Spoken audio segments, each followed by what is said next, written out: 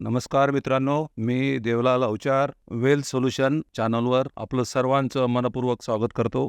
आजपर्यंत आपणास या चॅनलच्या माध्यमातून बरंचसं मार्गदर्शन करण्याचा मी प्रयत्न केला.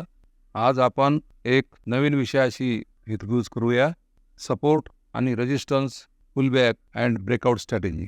आता ही सपोर्ट अँड रेजिस्टन्स पुलबॅक आणि ब्रेकआउट स्ट्रॅटेजी कशी ओळखायची, तर त्यासाठी सगळ्यात आधी आपणास सर्वप्रथम सपोर्ट आणि रेजिस्टन्स झोन्स मार्क करावा लागेल.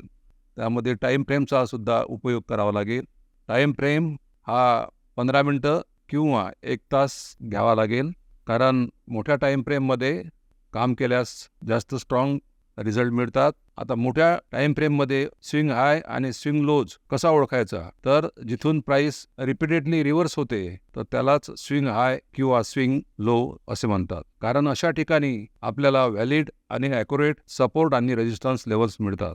आता आपण पहिली स्ट्रॅटेजी पाहूया. ती स्ट्रॅटेजी आहे ब्रेकआउट स्ट्रॅटेजी. आता ब्रेकआउट स्ट्रॅटेजी म्हणजे काय? उदाहरणार्थ, मार्केट खाली चाललंय आणि आपण मार्क केलेल्या सपोर्ट झोन लेवलकडे येते. समजा सपोर्ट झोन स्ट्रॉंग व्हॉल्यूमने ब्रेक झाला, म्हणजेच एका मोठ्या कॅन्डलने लेवल ब्रेक केली आणि व्हॉल्यूम वाढलेला आहे, तर मग अशा वेळेस ब्रेकआउटच्या डायरेक्शनमध्ये एंट्री घेतली पाहिजे. आणि रिस्क रिवॉर्ड रेशिओ जो आहे तो आपण 1:2 किंवा 1:3 घेतला तरी चालेल. म्हणजेच 1% जर आपला स्टॉप लॉस असेल तर आपलं टार्गेट हे 2% किंवा 3% राहील. ही स्ट्रॅटेजी अप ट्रेंड साठी पण तेवढीच स्ट्रॉंग आहे. जर रेजिस्टन्स ब्रेक झाला तर आपण बायचा ट्रेड घ्यायचा असतो आणि सेम जसे अगोदर सांगितले तसेच करायचे असते. आता आपली दुसरी स्ट्रॅटेजी आहे ती आहे पुलबॅक आणि रिजेक्शन स्ट्रॅटेजी. आता ही पुलबॅक आणि रिजेक्शन स्ट्रॅटेजी म्हणजे काय, तर यामध्ये आपण सपोर्ट किंवा रेजिस्टन्सवर मार्केट कसा रिॲक्ट होतो हे पाहतो.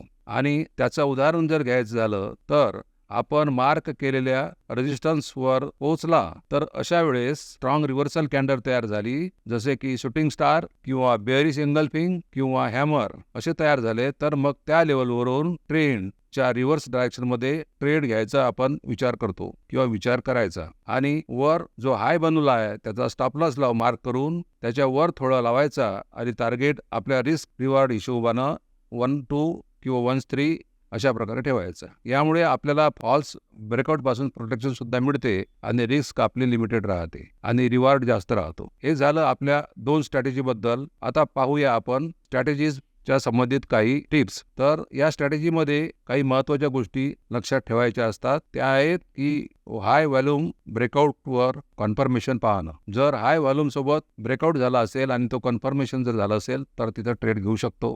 2 रिजेक्शन कॅन्डलस्टिक पॅटर्न स्ट्रॉंग आहे का ते चेक करणे, आणि रिजेक्शन जर कॅन्डल स्टिक पॅटर्न स्ट्रॉंग असेल तर तिथून सुद्धा आपण ट्रेड रिव्हर्समध्ये आपण घेऊ शकतो. स्टॉप लॉस आणि risk to reward ratio strict follow करणे अत्यंत आवश्यक असते, कारण स्टॉप लॉस न लावल्यास आपलं जास्त नुकसान होऊ शकते.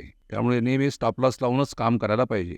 4 ओव्हर ट्रेडिंग. कधीच ओव्हर ट्रेडिंग करू नये. आपलं ओव्हर ट्रेडिंगमुळे जास्त नुकसान होण्याची शक्यता असते आणि परफेक्ट सेटअप येईपर्यंत आपण वेट करायला पाहिजे. त्यामुळे लिमिटेड ट्रेडिंग केलं तर फार उत्तम. मित्रांनो, सपोर्ट आणि रेजिस्टन्सच्या पुलबॅक आणि ब्रेकआउट स्ट्रॅटेजीबद्दल पाहिलं की जी स्ट्रॅटेजी मी सुद्धा बरेच वर्षापासून फॉलो करतो आणि हीच स्ट्रॅटेजी बरेचसे ट्रेडर्स आपल्या स्वतःसाठी यूज करतात आणि त्याचा वापर करून आपलं ट्रेडिंग करतात. मित्रांनो, ह्या व्हिडिओबद्दल आपल्याला काय वाटलं ते आपण नक्कीच सांगावे. आजचा व्हिडिओ आवडला असल्यास लाईक करा, कॉमेंट करा आणि चॅनलला सबस्क्राईब करायला विसरू नका. धन्यवाद.